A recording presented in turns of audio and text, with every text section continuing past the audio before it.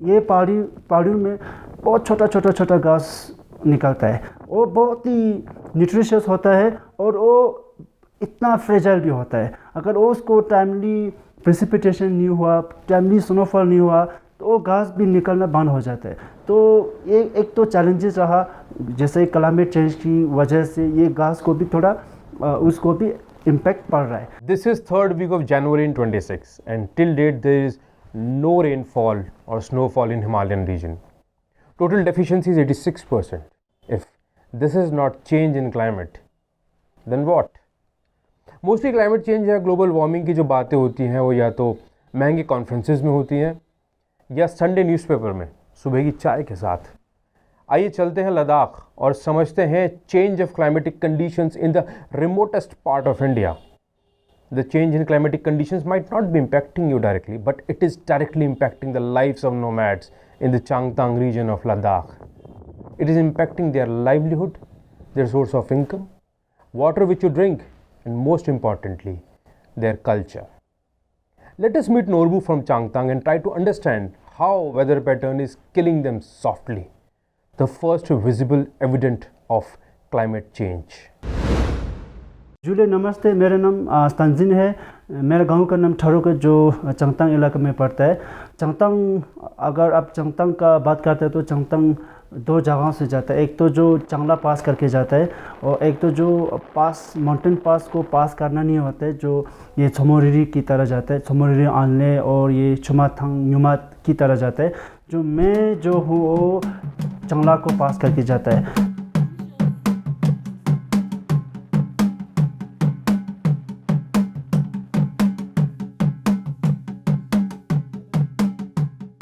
मैं बचपन से बैल बकरी के साथ जुड़ा रहा।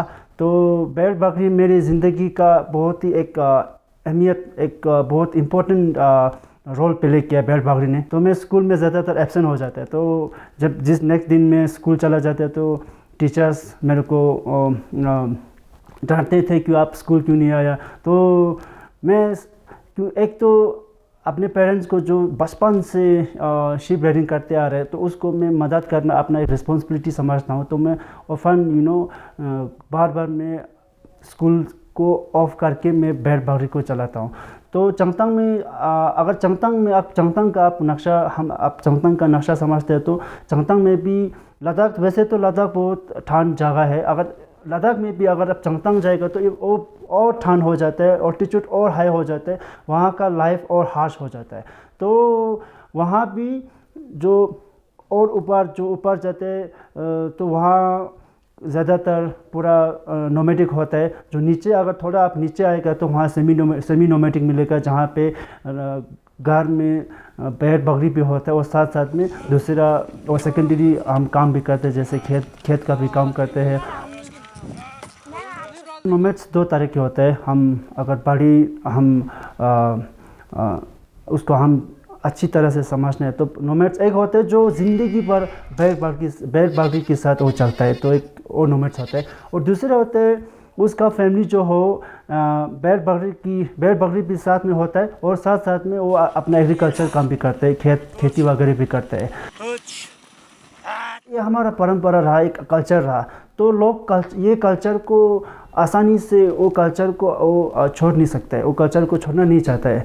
तो बहुत सारे ऑप्शंस होते हैं वहाँ पे। अभी देखो, जब मैं अपने गांव में मेरे को अभी भी याद है जब मैं अपना स्कूल कर रहे थे तो मेरे गांव में हर घर में बैल बकरी हुआ करता था, हर घर में हुआ करता था।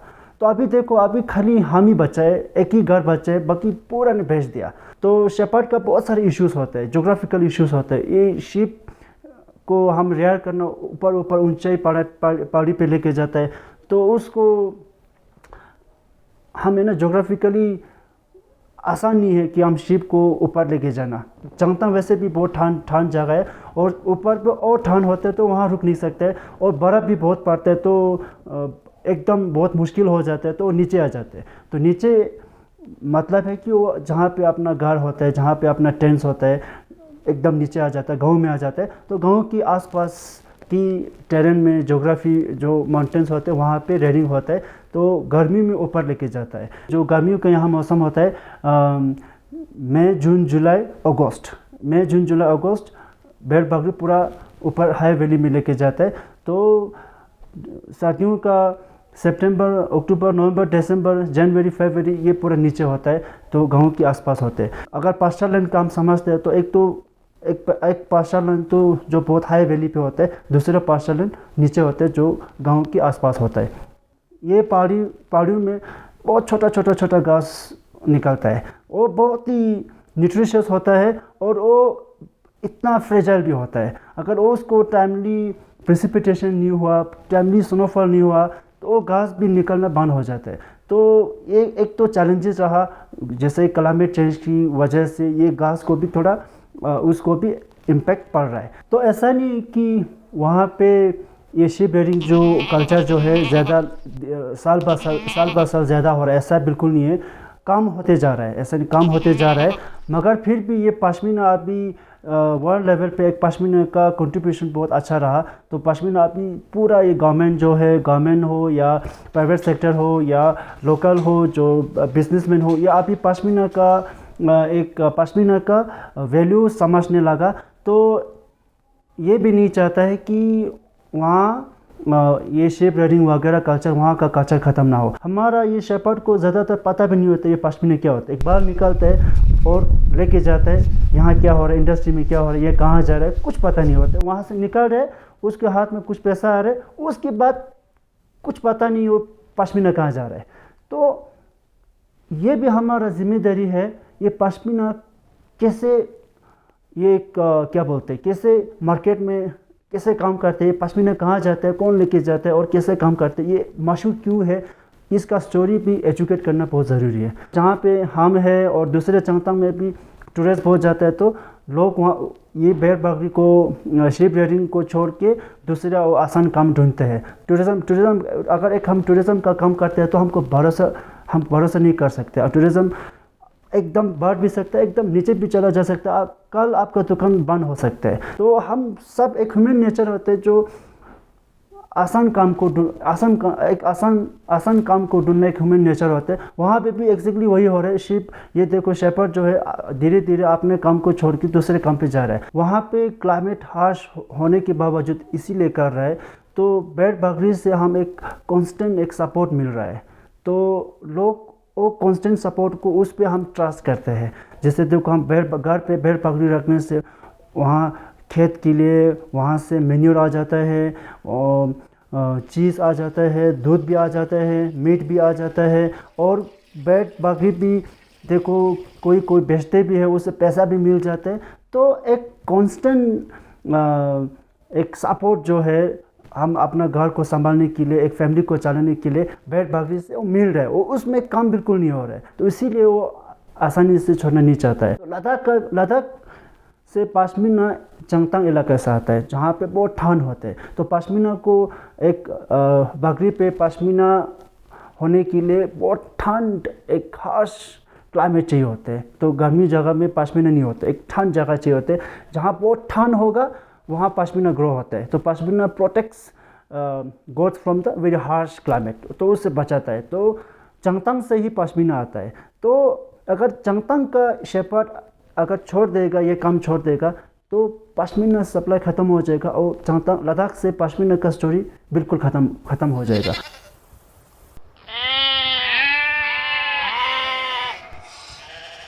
बहुत ही अच्छा कल्चर है ये चंगतांग, एक सस्टेनेबल और एक ये जो बहुत इको फ्रेंडली एक कल्चर हम प्रैक्टिस करते हैं। ये शीप ब्रीडिंग करने से कुछ हम नुकसान नहीं होता है, हमको एक ये इकोसिस्टम को मेंटेन करते हैं, प्लस एक लाइवलीहुड प्रोवाइड करते हैं, कांस्टेंट लाइवलीहुड प्रोवाइड करते हैं। तो मैं ये नहीं चाहता हूँ कि ये कल्चर ख़त्म हो जाए।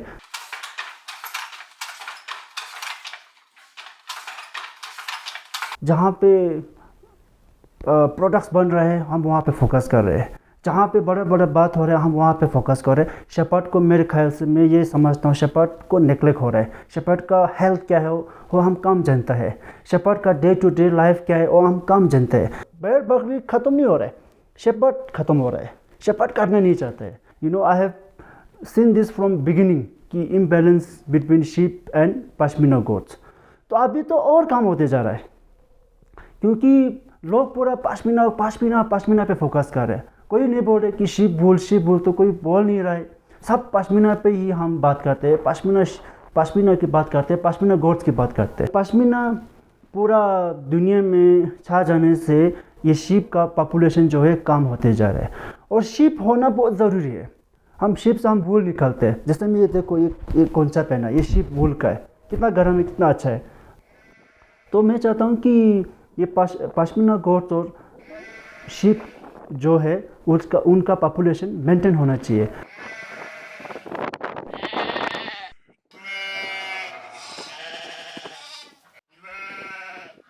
क्लाइमेट चेंज की वजह से पश्मीना और वूल पे इम्पेक्ट होता है। एक पश्मीना गोट्स पे पश्मीना ग्रोथ होने के लिए, पश्मीना निकलने के लिए क्लाइमेट बहुत हार्श होना चाहिए। अभी तक ग्लोबल वार्मिंग, क्लाइमेट चेंज, तो टेम्परेचर बहुत ही राइज होना तो ये सबको पता है, तो लद्दाख में भी हो रहा है। देखो मैंने अपनी माँ से ही सुना, लास्ट टाइम मैं घर गया था, देखो नुरपू अभी इस साल पश्मीना बहुत कम आया। क्यों है? क्योंकि वहाँ पे हीट ज़्यादा हो गया, टेम्परेचर राइज होने लगा, तो शीप का ये जो पश्मीना निकालने का ये पोटेंशियल जो होता है वो कम हो जाता है। ये हम लद्दाख का ये बात करते हैं, वहाँ का ज्योग्राफी का बात करते हैं, तो छोटा छोटा घास होता है, वो घास बहुत तगड़ा होता है, बहुत न्यूट्रिशियस होता है, वो घास खा के अपना ताकत निकालता है, फिर पश्मीना निकलता है। तो वो घास भी अभी कमज़ोर होने लगा, वो घास भी कमज़ोर होने लगा। अगर देखो स्प्रिंग में बर्फ़ पड़ना, स्प्रिंग में और अर्ली समर बारिश पड़ना बहुत ज़रूरी है। अगर वो टाइमली बारिश और बर्फ़ होगा ना, तो क्या होगा, वहाँ पे घास अच्छे से उगेगा और गर्मी में एक अच्छा सा घास मिलेगा। तो अभी देखो अनटाइमली स्नोइंग, अनटाइमली रेनिंग की वजह से वहाँ का घास को भी बहुत ही नुकसान पड़ रहा है और निकल नहीं रहा है, घास कम होने लगा। तो हम टाइम पे रोक सकते हैं, है ना, टाइम पे रोक सकते हैं। तो हम कैसे रुकेंगे? सबसे पहले तो हम जितने भी चंगथांग में स्कूल्स होंगे, उस स्कूल्स में क्या हम ये शेपर्डिंग कल्चर को क्या हम अप्रिशिएट किया जाता है क्या? उसका बहुत बड़ा सवाल होता है। वहाँ तो हम बुक्स में देखो, हम जॉन हम पढ़ाता है, ट्रेन पढ़ाता है, मानसून पढ़ाता है, वहाँ का केरला का फेस्टिवल हम लद्दाख के चंगथांग का बच्चों को पढ़ाता है, पोंगल पढ़ाता है, ये दिवाली पढ़ाता है। तो वहाँ का कल्चर क्यों नहीं पढ़ाता है स्कूल में? तो वहाँ का एक शेपर्डिंग कल्चर स्कूल में क्यों? स्कूल में भी एक दिन तो ऐसा होना चाहिए जो teachers should encourage, should appreciate the kids to go with their parents, on the mountain with the sheep.